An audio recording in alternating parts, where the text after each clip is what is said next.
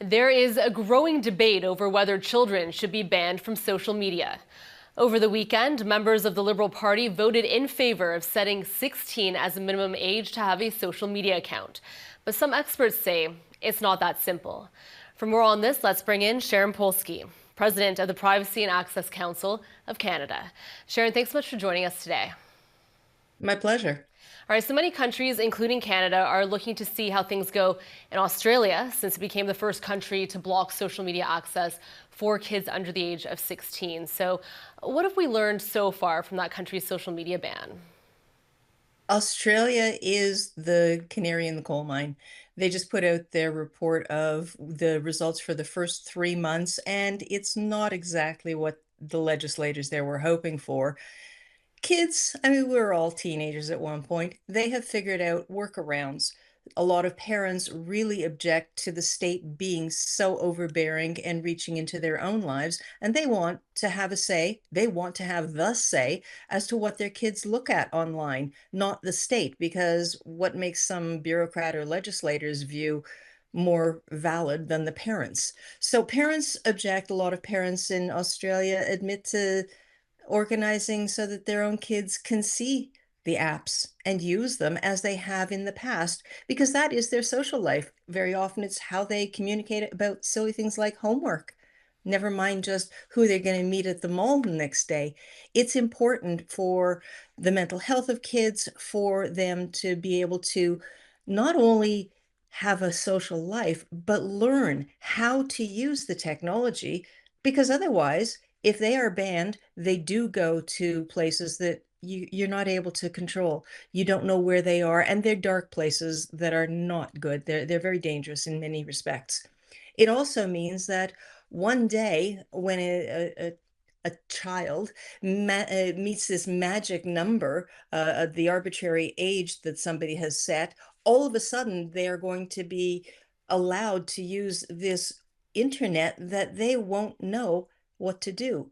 This is their training stage. It's like so many people, they drink when they're underage, so that when the novelty wears off, by the time they're of age, they know how to do it properly. This is the time to teach the kids, not just ban them. All right, so share a number of flaws then with a total ban on social media.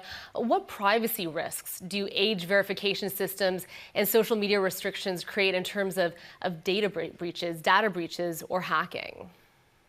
Well, we have seen this happen already. There are some major platforms that have suffered major breaches. And the problem is, it's not necessarily the platform itself that's collecting the information. Often it is a third party company that they have outsourced the service to. And if that happens, if it is your information, you are not the customer. So you might never know unless the platform you're dealing with that you are a customer of is kind enough to let you know. Whether they have an obligation to or not, in different jurisdictions, it's not the same. So we have all of these companies around the world amassing information. Some very often require things like facial recognition scans. They say it is just to estimate your age, not to identify you. But there's so much going on in the computer that is sent over that they can positively identify you. They might not know your name, but they do get the unique identifier of the device you're using. And in the background, thousands of bits of information have already been compiled about each user. And from that, the algorithms really have been trained to be smart enough to identify you. We also have to consider that the lobbying that's going on to require age verification, age estimation technologies be used is a very powerful lobby. Meta alone is spending billions of dollars, documented that they're spending billions to have age verification technology be used. It's not out of the goodness of their heart.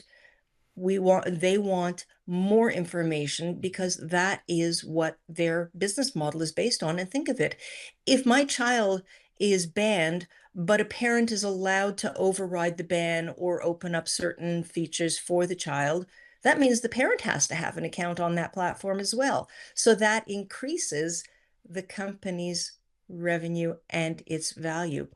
And when it comes to value, I know Canada is all about innovation and technology, and Minister Solomon has a huge burden to face to get that happening. But the age verification and the age identity market is an industry that didn't exist until just a few years ago.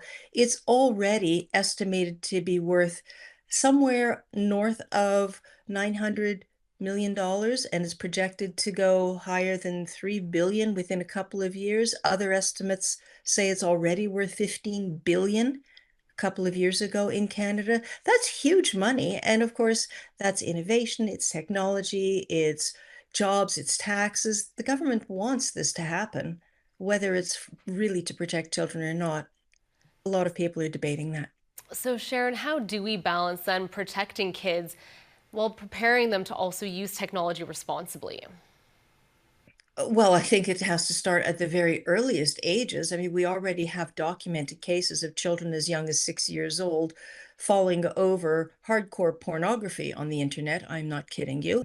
It is up to the parents, first of all, to learn what it's about because this has never been taught in schools. Well, it's such an important discussion to have here, Sharon. Thank you so much for joining us and for having this conversation with us about this topic. We appreciate it. My pleasure. That is Sharon Polsky, President of the Privacy and Access Council of Canada.